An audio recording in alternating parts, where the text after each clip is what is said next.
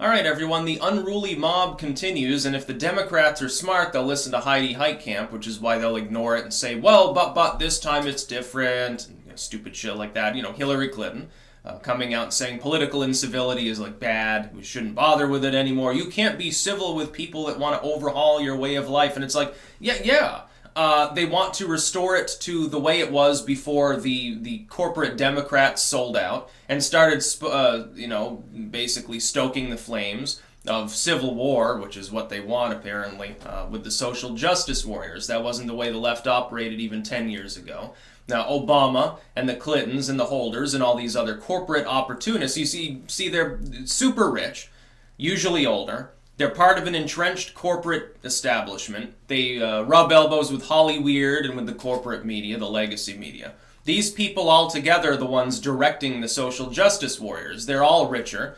They don't fight for the same things the social justice warriors do. They also know that the far left will fail. They're just hoping to keep that rage up so that they can regain political relevancy and then cast them aside when they do. They're hoping to use propaganda to slowly knead the social justice warriors back into the Democratic Party. It's opportunism, and on Hillary Clinton's behalf, for people like her and Holder, they're not in politics. They're not seeking political office. For them, it's a way to sell books. For them, it's a way to sell more resist mugs or more pink hats or whatever from their fucking stupid websites. That's what it is for them. They want money because it's all they care about, money and power. It's very funny to watch all the hashtag resist. We're the new rebel alliance. We're the underdog, the little guys. We're going to save America. You're fighting for the same corporate turds that fucked this country in the first place. They've been doing it for decades. Some of them, by the way, are Republicans. Your mind has been so melted, if you're a far leftist at this point, that you've come full circle to the point where you're now probably okay with George W. Bush. Why don't you fucking go back and look at what sort of stupid things George W. did?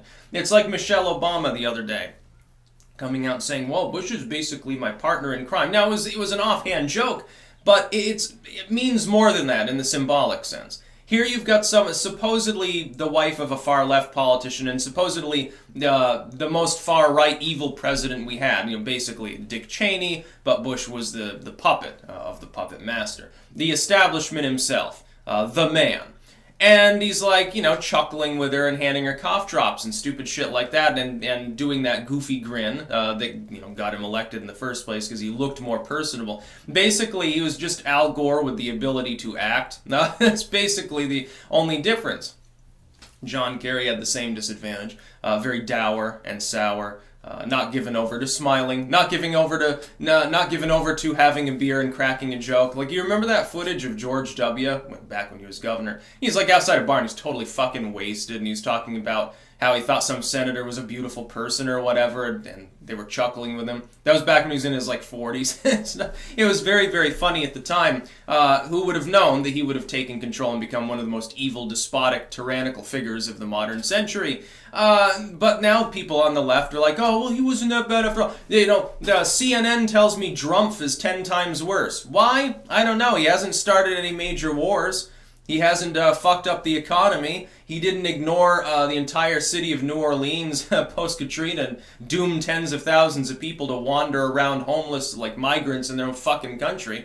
He didn't do any of those things, but somehow he's 10 times worse because he said something insulting. And these same people on the left are so mind-numb they don't even realize, look, Hillary Clinton and Eric Holder and people like that are literally saying these things. And then they're projecting as though Trump and his fans are they're violent or irredeemable, dangerous individuals. Yes, we're very, very dangerous. And I say this as someone, I'm not a Republican. I'm not some super MAGA fan. I voted for Trump primarily because the alternative sucked. Hillary Clinton sucks. The Democratic Party right now fucking sucks. I'm not going to vote for them until they reform. I hope they crash and burn. Maybe they'll go back to being the party of JFK. It would be better for you to have a vague left-wing womanizing hack like JFK. He seems great by comparison to what you're offering now. Oh, Hillary Clinton. Ooh. Fucking Obama. And Obama's not in office. He can't save you anymore. And his wife has already said she's never going to run for office. And I don't blame her. Why would you want to at this point? I don't think that the Obama twins either will be running. Malia and Sasha, I don't think they'll ever run. They're more likely to seek local office or to say, hey, now our daddy was the president. I've got a good credit card right now. I'm not going to do shit. I'm just going to drink champagne all day, be the cool wine on or something. That'd be funny. No. No, what are you offering? Eric Holder talking about kicking people. Okay.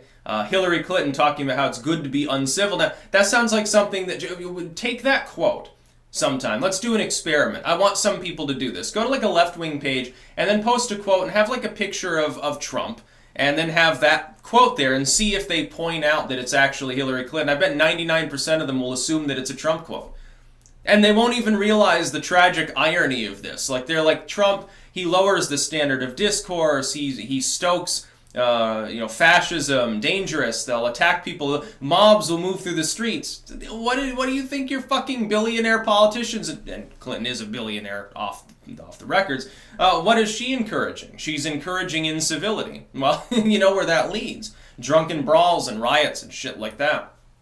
Now, of course, I don't think that politicians or anyone else should be banned for saying such things. We have a problem with censorship enough as it is, but we do need to call it out for what it is. That is political intimidation. Saying, well, when they go low, we kick them in the face. Okay, how wonderful, Eric. But the thing is, Mr. Holder, you were once the Attorney General, so you should know better than such things. Such statements, that they're not incitement in the legal sense, but when you get a bunch of people and you tell them for 2 years, hey, the dude running your country is basically Hitler, and then you start talking about kicking people and being uncivil, what the fuck do you think that's going to lead to? There's a reason why Rand, for his own political benefit, comes out and says, well, it's only a matter of time before someone dies because of this rhetoric.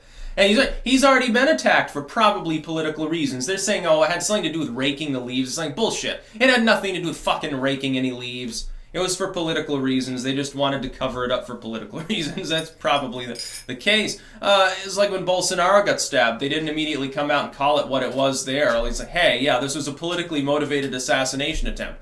Oh, no, it was just someone who walked up, just wanted to stab somebody. Happened to choose Bolsonaro. Yeah, totally normal day in Brazil. That kind of makes sense, but okay. This is bullshit. Yeah, if the Democrats are smart, they'll listen to Heitkamp, but they probably won't. They'll probably keep listening to morons like Michael Moore and Eric Holder, as these people will stoke the flames of discontent within the Democratic Party for their own opportunistic purposes, and they will rip the party apart. Now, after that, it crashes and burns, then it probably reforms. Because, you couldn't have a political movement actually led by the social justice warriors. They'd manage it into the ground. They don't know anything about strategy. They're just reactionaries. They're literally the reactionaries at this point. It's very funny to point out. And it's funny, that Data Society report, a bunch of reactionary YouTubers. They're very, very reactionary. Even though they're not. They're standing for things that have nothing to do with any reactionary or fascist sentiment, but okay. Meanwhile, you have literally lynch mobs now. There's that one video from Portland there where Antifa and some other people were standing around harassing people and talking about how they ran the streets now. It's like the Portland police aren't going to do jack shit. The Portland police usually have a decent track record. They go in and fall in and start cracking skulls, but apparently that day they just had a fucking off day. They probably told to stand down with the mayor or some stupid shit at that point. It's like, yeah. By the way, if you had a bunch of incivility and riots and stuff, and it broke down roughly along social justice warrior versus everyone else is a lot more numerous and a lot more well-armed. So the social justice warriors should really probably think twice about whether they want to actually start their pink hair revolution. Yet your pink revolution is not going to actually get off the ground. It will be put under the ground within 24 hours if that were to happen, because you are indeed severely outnumbered, severely outgunned, and you don't have the will of, as far as I know, any significant portion of the U.S. military. It would be a very, very short fight and probably lead to a significant backlash against even the center-left, because people would point to Hillary Clinton and say, oh, you're the ones that encourage this. You caused this to happen. And look, if that were to happen, like let's say like 1 million social justice warriors get wasted in the street after fucking people, order breaks down for a few days, and the military has to come in and restore order, and has to, take on all the wheelchair-bound, fat-positive, pink hair people. The Democrats, even though they would be the ones that had caused the problem, would immediately blame Trump. Oh, his rhetoric from, 3 fucking years ago at this point caused this problem. It had nothing to do with us literally encouraging incivility. You should listen to Heitkamp, or else you can win the midterms all you want. You're going to lose 2020 handily if you keep up this behavior. That is what will happen. You're going to be seen for what you really are, which is a bunch of fucking radicals and opportunists. That's about all. Peace out.